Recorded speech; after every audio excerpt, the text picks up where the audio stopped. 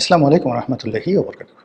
সম্মানিত দর্শক, ফেব্রুয়ারি মাসের ১২ তারিখ নির্বাচনের দিন বিকাল ৩টার সময় এই ভিডিওটি করছি।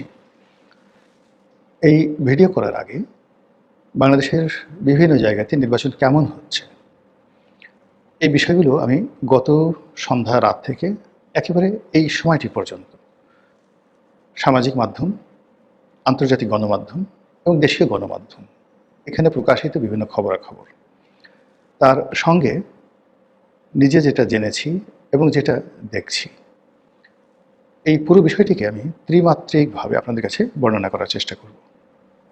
প্রথম হলো যে নির্বাচন কেমন হলো বা কেমন হচ্ছে, এটির ফলাফল কেমন হবে এবং এটির প্রতিক্রিয়া কি হতে পারে। আপাত দৃষ্টিতে যেটি দেখলাম সেটি হলো যে গতকাল রাত থেকে নানা রকম গুজব ছড়িয়ে পড়েছিল এবং সেই গুজবের সত্য বা মিথ্যা এটা নিয়ে কারো ভাববার সময় ছিল না, কিন্তু গুজবগুলো খুবই মর্মান্তিক ছিল। অনেকে বলার চেষ্টা করছেন যে ঠিক এশার নামাজের মধ্যেই বা আগে পিছে অনেকগুলো ক্ষেত্রে ভোট র্যাগিং হয়ে গেছে। আগে যেটিকে রাতের ভোট বলা হতো এটি এখন মাগরিবের পরে এই ভোট র্যাগিংটা হয়ে গেছে। সত্য মিথ্যা জানি না, জামাতের আমির সাহেব বলেছেন যে আপনারা এই ধরনের কথায় কান দেবেন না। এরপর বিকেল থেকেই মানে ১১ তারিখ বিকেল থেকেই সামাজিক মাধ্যম মশহুর ছিল। এখানে জামাতের নেতা ধরা পড়েছেন টাকাসহ, ওখানে বিএনপির নেতা ধরা পড়েছেন টাকাসহ, ইত্যাদি ইত্যাদি নানা রকম কথা। আর আইনশৃঙ্খলা রক্ষাকারী বাহিনী খুব কঠোর ভূমিকা পালন করেছেন, এই খবরগুলো ছিল। রাতে বিভিন্ন জায়গাতে বিচ্ছিন্ন সংঘর্ষের খবর পাওয়া গেছে। সব খবর সামাজিক মাধ্যমে হয়তো আসেনি, সব খবর গণমাধ্যমে তো আসেইনি, কিন্তু অনেক জায়গাতে অনেক বিচ্ছিন্ন ঘটনা সারা বাংলাদেশে ঘটেছে। আর এটা নির্বাচনের সময় সচরাচর হয়েই থাকে, সারা বাংলাদেশে হয়ে থাকে, কিন্তু অন্য সময়ের চাইতে এই সময়টিতে এটি খুবই সেন্সিটিভ। এর কারণ হলো এই ধরনের পরিস্থিতি সামাল দেওয়ার মতো যে লজিস্টিক সাপোর্ট, সেই লজিস্টিক সাপোর্ট এখন যে কোনো কারণে অনুপস্থিত। আমি যে এলাকার বাসিন্দা, সকাল থেকে সেই এলাকাতে একেবারে মৃত কবরস্থানের মতো শুনশান নীরবতা। বহুদিন এই শহরে থাকি, বহু হরতাল হয়েছে, অবরোধ হয়েছে, কারফিউ হয়েছে, কিন্তু আজকের দিনে আমি যে এলাকাতে বসবাস করি সেই এলাকাতে যে নীরবতা, শব্দহীনতা এবং লোকজনের চলাচলে যেভাবে শূন্যতা দেখছি, এটি আমি দেখিনি। এর লক্ষণ, প্রকৃতির এই লক্ষণ ভালো নয়। দ্বিতীয়ত, গতকাল গভীর রাত পর্যন্ত আমি বাইরে ছিলাম। আমার গতকাল 3টি টকশো ছিল, 3টি টেলিভিশন স্টেশনে আমি গিয়েছি এবং বাড়িতে ফিরেছি রাত 12টার সময়।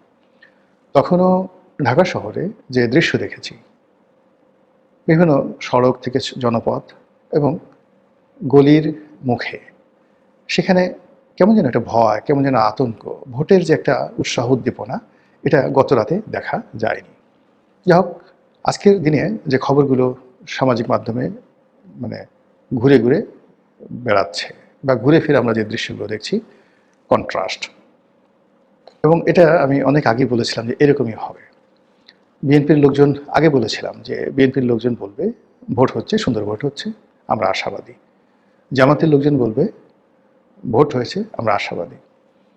আর ভোটের দিন রাত 12টার পরে সবাই কপাল থাপড়াবে এবং বিশেষ করে বিএনপি নানা রকম কথাবার্তা বলবে রাত 12টার পর থেকে।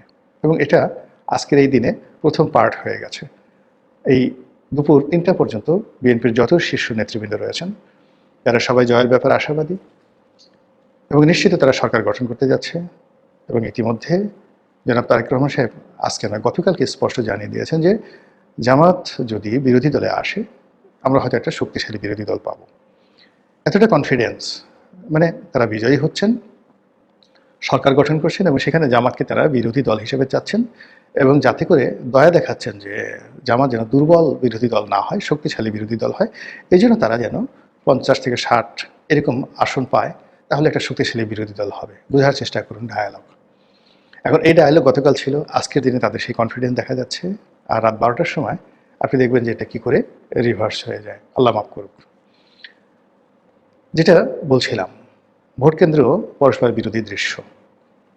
কোথাও একেবারেই ভোটার নেই, খুবই অল্প। অতীতে যে সকল আমিরামি নির্বাচন হয়েছে, রাতের ভোট হয়েছে, তারপর বিনা ভোট হয়েছে, তখন নানা রকম যাকে বলা হয় অদ্ভুত অদ্ভুত ঘটনা ঘটেছিল সেই নির্বাচনের কেন্দ্রে।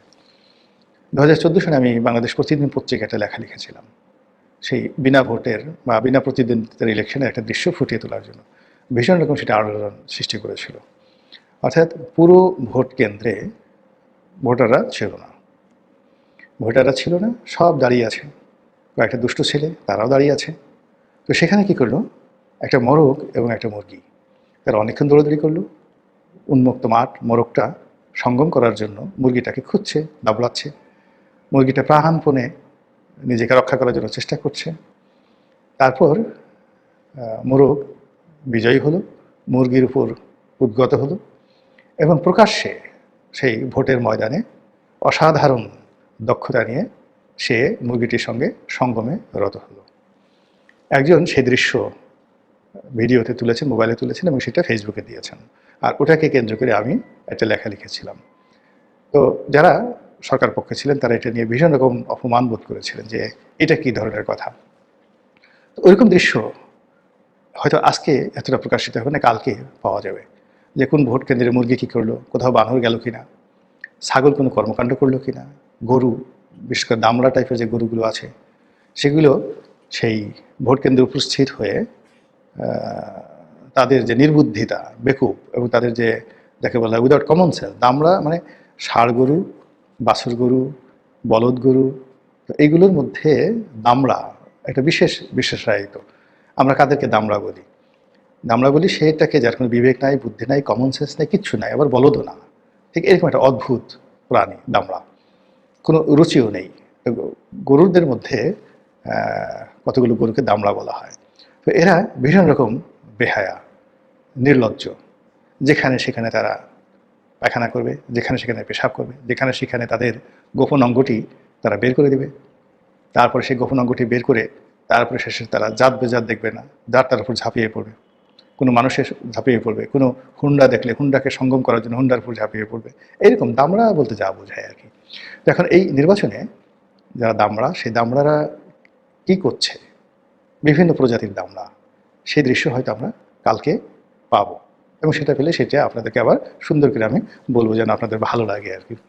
তো যাই হোক, আজকের এই সময়টি পর্যন্ত যেহেতু সরকার খুব কঠোর, কেউ যাতে কোনো নির্বাচনের বিরুদ্ধে অপপ্রচারে লিপ্ত হতে না পারে, নির্বাচনকে বানচাল করার জন্য কেউ যেন কোনো চেষ্টা করতে না পারে, যেন সরকারের যতগুলো এজেন্সি আছে তারা এই সামাজিক মাধ্যমটিকে ফিল্টারিং করছে, সিরিয়াসলি ফিল্টারিং করছে।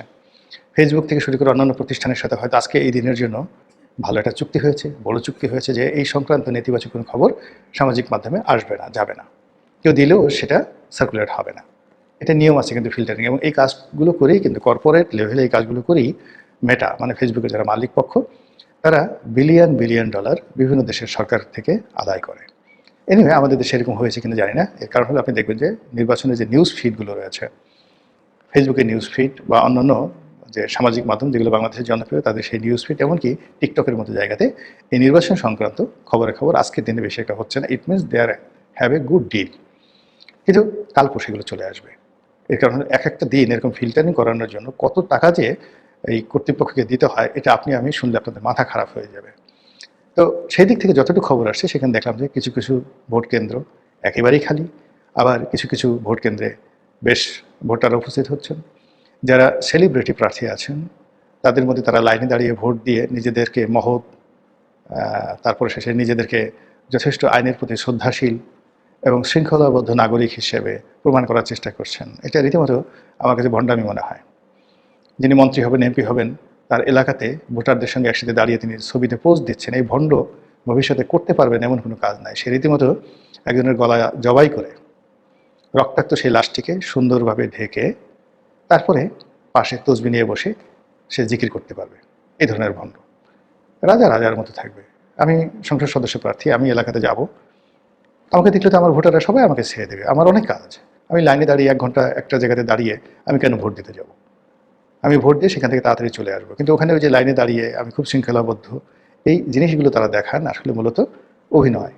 এই অভিনয় যারা রাজনীতির ময়দানে করেন এরা সবাই মন্দ লোক। এবং আমি দেখলাম যে যারা যারা এই অভিনয়গুলো করেছেন তাদের বিরুদ্ধে সন্ত্রাসের অভিযোগ আছে, ধর্ষণের অভিযোগ আছে, তাদের অনেকের বিরুদ্ধে অর্থ লোপাটের অভিযোগ আছে, অর্থ পাচারের অভিযোগ আছে, এমন কোনো কুকর্ম নাই তারা করেনি। এর বাইরে যেটা দেখলাম সেটা হলো নাসিরউদ্দিন পাটোয়ারি, আলোচিত প্রার্থী। তিনি তার নির্বাচনী এলাকাতে মির্জা আব্বাসের সমর্থকদের সাথে নানা রকম সিন ক্রিয়েট করেছেন এবং এগুলো নিয়ে কিছু কিছু খবরাখবর আসছে। তো সব মিলিয়ে নির্বাচনের যে এই সময়টি পর্যন্ত আমরা যা কিছু দেখছি মনে হচ্ছে সব কিছু সাজানো, গোছানো, শান্তিপূর্ণ। কিন্তু আসলে কি তাই? এবং এই নির্বাচনের ফলাফলটা আপনি কেমন আশা করেন? ভোটার কি 50%-এর বেশি হবে? আর 50% ভোটার হলে তো বিএনপি বিপুল আসনে জয়লাভ করবে। আর যদি ভোটার অন অ্যাভারেজে 20% বা 30% হয় তাহলে এখানে জামাত জয়লাভ করবে, সঙ্গত এখানে জামাত জয়লাভ করবে। এই কারণে তাদের যে মহিলা ভোটার, জেনজি নতুন ভোটার, তারপর তাদের দলীয় ভোটার, এগুলো 100% ভোট কেন্দ্রে উপস্থিত হবে। এর বাইরে অন্যান্য যে সকল ছোটো ছোটো রাজনৈতিক দল যেমন চরমোনাই পীর সাহেব, তাদের কোনো রকম ট্রল বা তাদের কোনো প্রার্থীর সেই ইন্টারভিউ বা ভোট ভালো হচ্ছে তারা বিজয়ী হবেন, একটা সিটে বিজয়ী হবেন, এরকম কোনো খবর আমরা কিন্তু এখন পর্যন্ত দেখতে পাচ্ছি না। ফলে কী হলো, ভোট হয়ে যাচ্ছে, সঙ্গে সঙ্গে নীরবতা, অনেকগুলো অনিশ্চয়তা এবং একই সঙ্গে অনেকগুলো কাউন্টার, মানে একটার বিরুদ্ধে আর একটা, একটার প্রতিবাদে আর একটা সম্ভাবনা এবং সংকট তৈরি হয়ে যাচ্ছে। আল্লাহ ভালো জানেন। আল্লাহ আমাদের সবাইকে হেফাজত করুন এবং হেদায়েত দান করুন।